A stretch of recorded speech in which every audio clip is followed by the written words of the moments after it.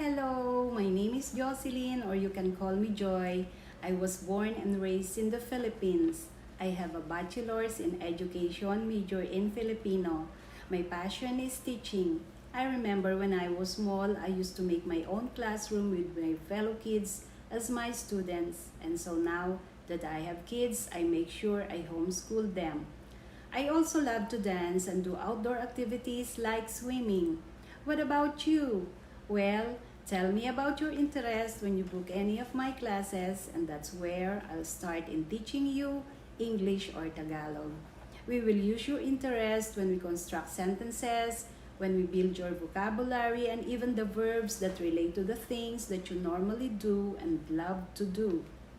I know that learning a new language is not easy, and you need to really commit your time and effort because you'll need a lot of practice too. But don't worry because that's why I am here for you.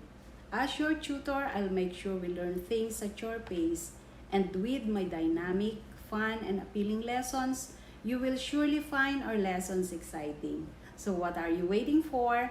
Book my classes now and let's get you started. See you soon!